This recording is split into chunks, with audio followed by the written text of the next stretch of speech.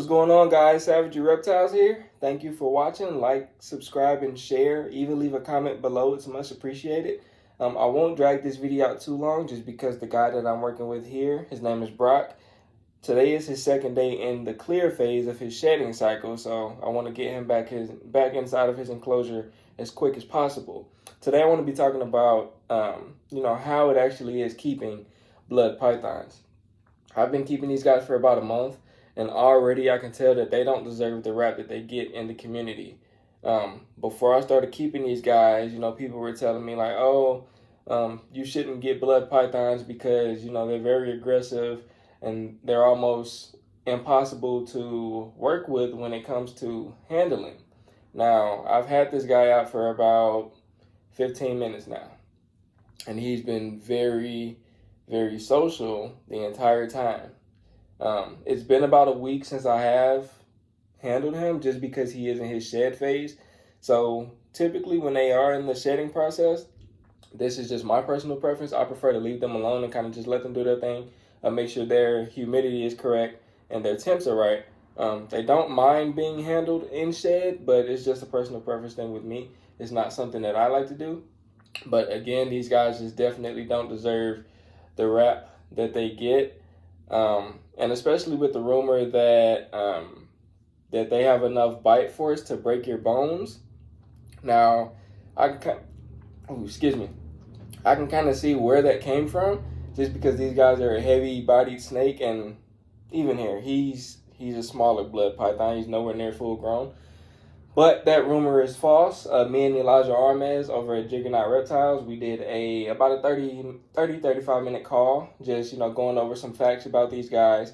And he even confirmed that, people just took that rumor and ran with it just because these guys are a heavy body snake. And when you're dealing with wild caught blood pythons, they can be more aggressive. But these guys have been bred for generations to kind of adapt to being domesticated almost.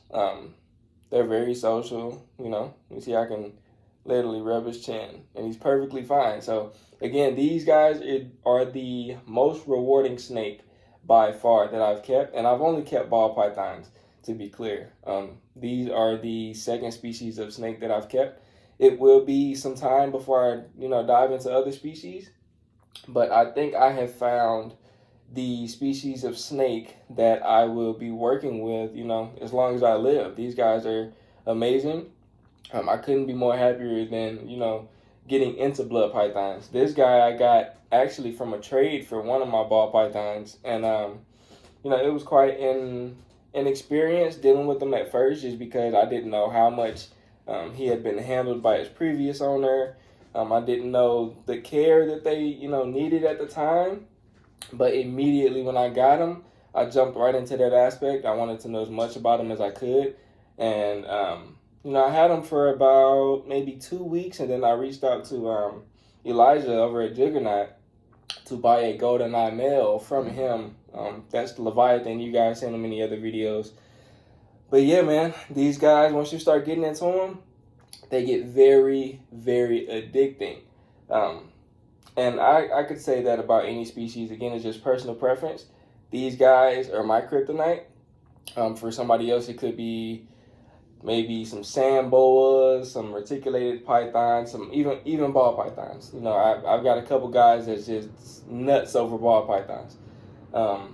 And in my call with Elijah, I told him, I was like, had I found these guys before I got into ball pythons, there never would have been, ball pythons for me. I never would have got ball pythons. And somebody actually reached out to me and messaged us like, what do you mean by that? Like, are you being offensive towards the ball python community? And my response to that is absolutely not. I'm not saying that these guys are in any shape or fashion better than ball pythons, and I'm not saying that ball pythons are better than these guys in any shape or fashion. Again, it's just personal preference. My preference is to, work with bloods, while someone else's preference would be to work with ball pythons. But again, these guys, very rewarding. He was not like this the first day I got him. So to see him, act this way towards me in this manner in the short amount of time that I've had him, it piques my interest to see what our relationship could be, years down the line. And they're very personable. When I was keeping ball pythons, they had a very small personality, but these guys are very social. Like, they almost tell you what they need and what's wrong, when it's wrong, and stuff like that. They definitely have more of a personality than ball pythons. But no, there was no offense thrown towards the ball python community. I love ball pythons. Actually, later on down the line, I will be getting another ball python, but it won't be something that I'll go into as far as working with as far as projects. It'll just be something that I buy as a pet. And the one I'm looking at now, I noticed that Elijah does breed those as well. It's a VPI Xanthic Clown ball python.